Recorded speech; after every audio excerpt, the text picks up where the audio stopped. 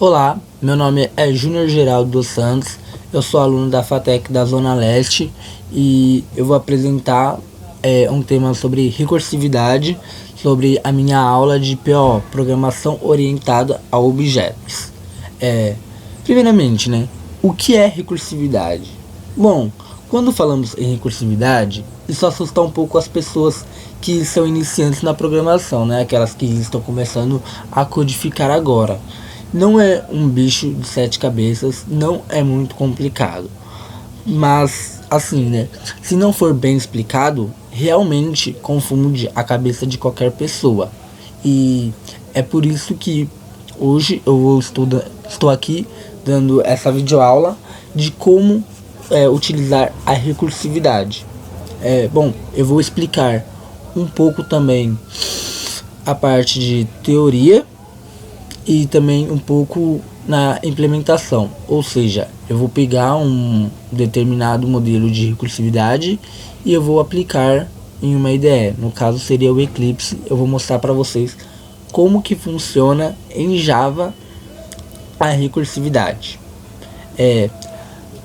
Assim, a recursividade ela tem uma forma semelhante ao laço de repetição, que seria o for ou o while, ela é semelhante a eles, porém ela tem nada mais do que uma função que chama uma outra função. No caso, normalmente chama ela mesma, ou seja, você tem uma função, um processo ali, e dentro daquele processo você chama a mesma função, ou seja, você chama aquilo mesmo que você está fazendo no momento, certo? Mas daí você para e pensa, oxe, mas se a recursividade é uma função que chama ela mesma sempre, então quer dizer que isso nunca vai parar, ou seja, eu vou entrar em um loop infinito. Até essa parte pode-se dizer que seria verdade, porém o que acontece é que existe uma coisa chamada condição de parada, ou seja, é onde aquela função ela deixa de ser chamada em um determinado parte do programa. Ela executa tantas partes daquela aplicação até que uma hora ela faz a parada daquela chamada. Então ela não entra em um laço de repetição, certo?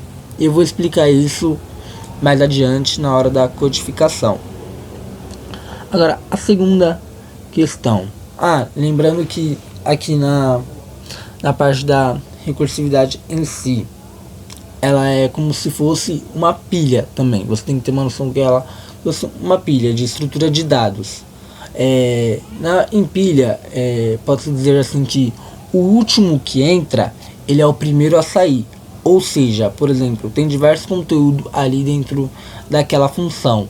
O último que entrou, ele vai ser o primeiro a ser calculado, certo? Eu vou mostrar isso adiante em um outro slide, mas tenha pensamento que é como se fosse uma pilha, beleza? Bom, por que usar a recursividade? Existem os casos mais necessários para se utilizar a recursividade, que são quando temos umas aplicações que não exigem tantas execuções, tipo milhares de execuções. Ela consegue executar de forma correta e mais simples o processo. Caso você queira uma aplicação que tenha milhares, por exemplo, de execuções rapidamente, a recursividade ela não serviria tanto. O que serviria seria a iteratividade. Por que a recursividade não serviria neste caso? Bom, nesse caso ela não serviria, pois ela iria consumir muita memória. A cada chamada dela, ela ia consumir mais. E a interatividade não iria consumir tanto quanto ela.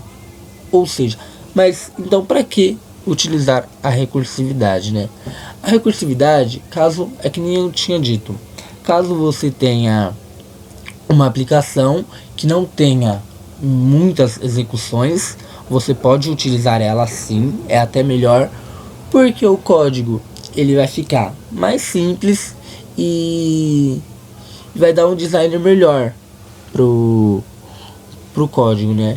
Ele vai ficar mais elegante, né? Assim, aos olhos de um programador, de um desenvolvedor, analista, certo?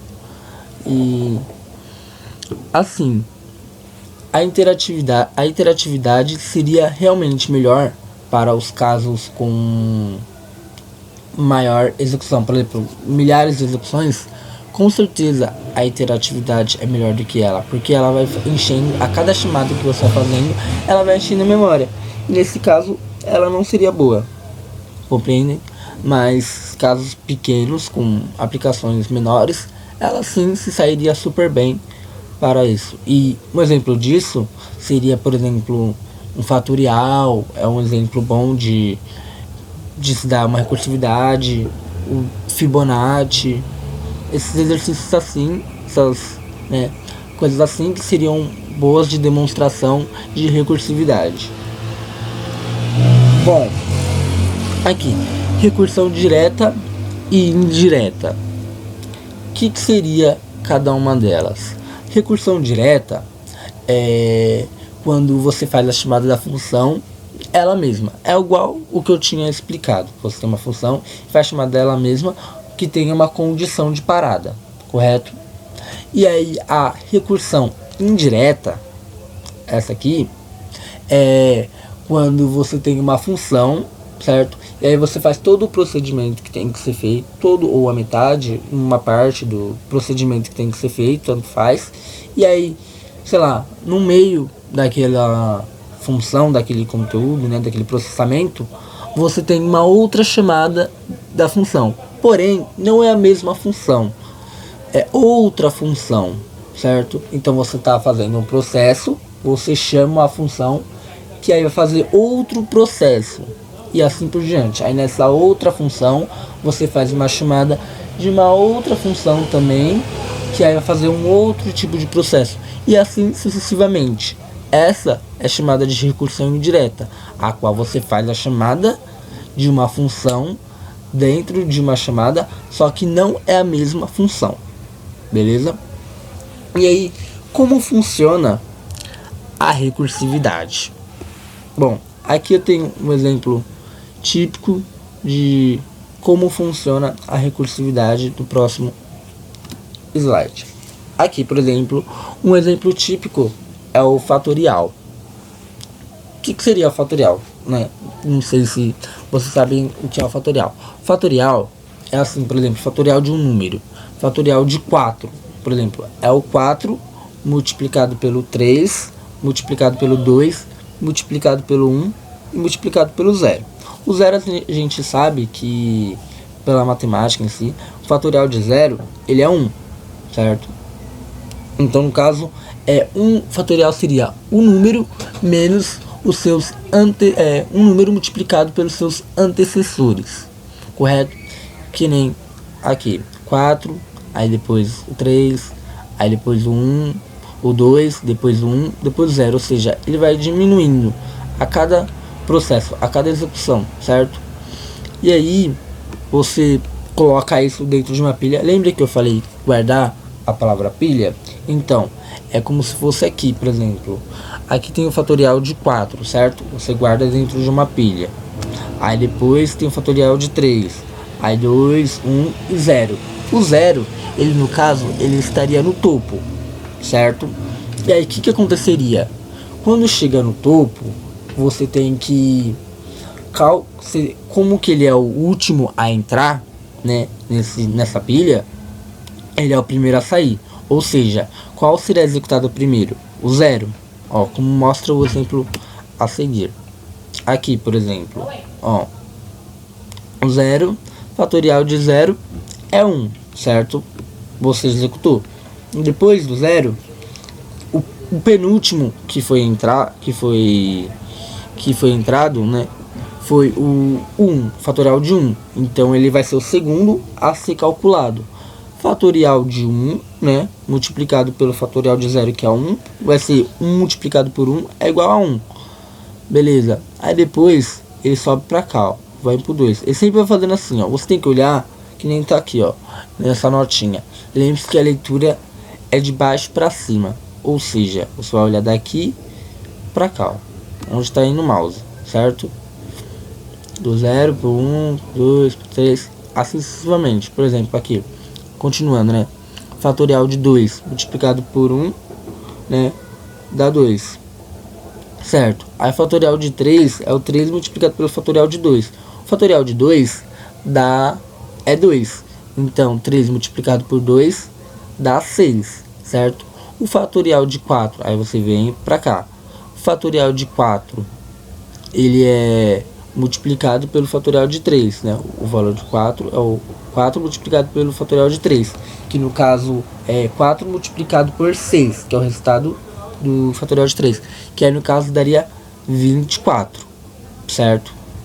E assim que é a recursividade, ou seja, você sempre olha de baixo para cima para formar o cálculo. Por quê? Porque numa pilha, o primeiro a ser tirado, ou seja, no caso da programação, né, a ser executado, a começar a funcionar, é o último que foi colocado, que no caso ele se tornaria o primeiro a ser executado, depois o antepenúltimo, o penúltimo, né, depois o antepenúltimo, e assim sucessivamente.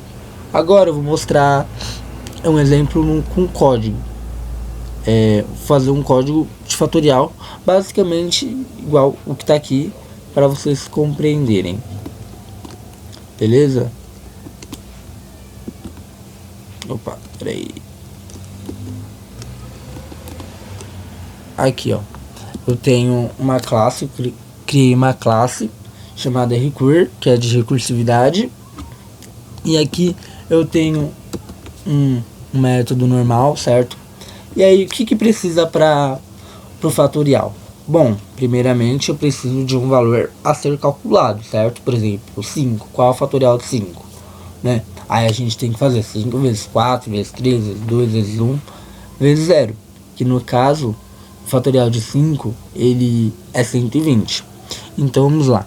Primeiro, eu declaro uma variável, certo?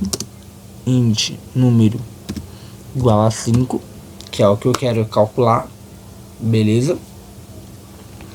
E aí, aqui eu vou fazer a minha função, tudo bem? Public static int vai ser inteiro, certo? Static porque a main aqui está sendo estática, e aqui o método tem que ser estático, certo? E aí eu coloco public static int, e aí o nome da minha função, por exemplo, fat, que no caso seria fatorial. E aqui dentro do parâmetro, né, passagem de parâmetro, eu coloco o valor, o número no caso, né, a variável que eu quero receber, certo? Aqui no caso, passando o declarar a variável número valendo 5. Ele vai estar passando aqui o valor 5, certo? Beleza? Até aí, beleza. Aqui está dando erro porque o que acontece? Eu tenho que ter um tipo de retorno, mas eu ainda não vou colocar retorno. Na verdade eu vou colocar o retorno agora. Mas assim, como seria a forma de calcular um fatorial? Bom, a forma de calcular um fatorial é bem simples, né? A gente sabe que é o número multiplicado pelo número menos 1, certo? Então no caso seria basicamente assim. Eu vou dar um retorno, né? Return o número, certo? Tem que retornar o número. Perfeito. E aí, no caso, eu vou pegar um número multiplicado pelo fat, que é fatorial, ou seja, eu estou fazendo a chamada da própria função. Deixa eu pegar aqui, certo? Aqui eu estou fazendo a chamada da própria função, certo? Mas aqui eu sei que para calcular o fatorial é sempre um número menos o seu antecessor. É o número multiplicado, na verdade, pelo seu antecessor. E como eu faço para saber qual é o antecessor daquele número? É só eu colocar o menos 1, correto? partir do momento que eu coloco menos 1, ele vai pegar o seu antecessor, certo? Aqui no caso, o que eu estaria fazendo? Se for parar para pensar, na maioria das vezes que a gente for tentar fazer alguma coisa com recursividade, a gente sempre pensa em fazer um teste de mesa. Por exemplo, aqui eu tenho o 5, certo? Criei o 5, aí ele passou aqui por passagem de parâmetro, ele está aqui. Aí 5 multiplicado pelo fatorial do número menos 1, que no caso seria 5 menos 1, 4, certo? Aí no caso vai ser 5 multiplicado por 4, que vai dar 20. Aí eu faço o retorno dele. Depois, um número, certo? Eu retornei o número, deu 20. Aí no caso, o número passando aqui 20, depois ele fica, um número daqui vai ser menos 1, ou seja, vai ser 4, certo? Tava 4 na verdade, né? Aí ele vai ser 3, que aqui tava passando 4. E aí agora eu passo 3. Perfeito? E aí tava 20, certo? Aí 20 multiplicado por 3 dá 60. Aí eu vou e retorno o 60, certo? Depois disso era 3. Agora aqui vai ficar valendo 2, certo? 3 menos 1, 2. Aí 60 multiplicado por 2 dá 120, certo? Aí 120, depois aqui tava valendo 2, vai ficar valendo 1, certo? E aí 120 multiplicado por 1 dá o próprio valor, né? Todo número multiplicado por 1 é ele mesmo. No caso vai dar 120. Depois ele retorna de novo, certo? Se eu tô fazendo a chamada da própria função, ele vai retornar. Só tô mostrando como se fosse um teste de mesa, beleza, gente? Não tá tudo pronto ainda, mas é só para entender o formato de como seria o cálculo. Aí, por exemplo, aqui vai o 0 agora, certo? O fatorial de 0 é 1. Então 120 multiplicado por 1 vai dar o próprio 120. Depois, o 0 menos 1 daria menos 1. Ou seja, teria o valor de 120 multiplicado por menos 1, e no caso daria menos 120. Tá certo isso? Não. Ou seja, minha condição de parada não acabou, porque no caso aqui eu ia fazer um laço infinito, que ia ficar fatorial é menos 1, menos 1, depois menos 2, menos 3, e assim sucessivamente. Não iria dar certo. O que tem que acontecer aqui? A condição de parada, aquilo que eu tinha dito lá no começo, naquela introdução que eu tinha dado, né? Na parte da teoria. O que seria essa condição de parada? Farei assim, ó. Se, né, o número que eu estou passando for igual a 0, certo? Se o número for igual a 0, então eu retorno 1, ó, que nem tá aqui. Deixa eu mostrar aqui. Aqui, ó. Se o número for igual a 0, eu retorno 1. O valor é igual a 1, certo? Fatorial de 0, retorno 1. Então, vamos lá. Se o número for igual a 0, então eu retorno. Meu retorno é 1, beleza? O retorno é 1, certo? E aqui eu vou fazer a exibição do meu conteúdo. Vou dar o sysout. E aí vou dizer aqui que, por exemplo, o fatorial, o resultado é, né? O resultado é, e aí eu coloco a minha função fat passando o número, certo? Vamos ver se vai funcionar.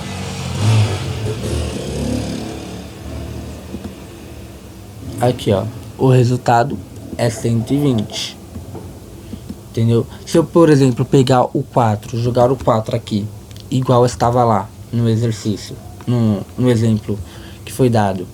Vamos ver como é que fica. Aí, ó, o resultado é 24. Ou seja, o que ele faz? Ele sempre pega o número e vai diminuindo ele mesmo. Aqui, ó, ele chama a própria função com o número que ele tinha passado pela passagem de parâmetro aqui, e sempre ele menos 1. E aí ele vai e retorna. Aí ele vai e volta fazendo isso toda vez. E aí aquele número, até chegar, tem uma condição de parada, até que ele chegue em um número igual a 0. Quando ele for igual a 0, eu vou retornar 1, certo? Porque 1 multiplicado pelo resultado final vai dar o próprio resultado. Então não tem problema algum, entendeu? E a aula era isso, pessoal. Espero que tenham gostado. E muito obrigado pela presença de vocês. Agradeço muito.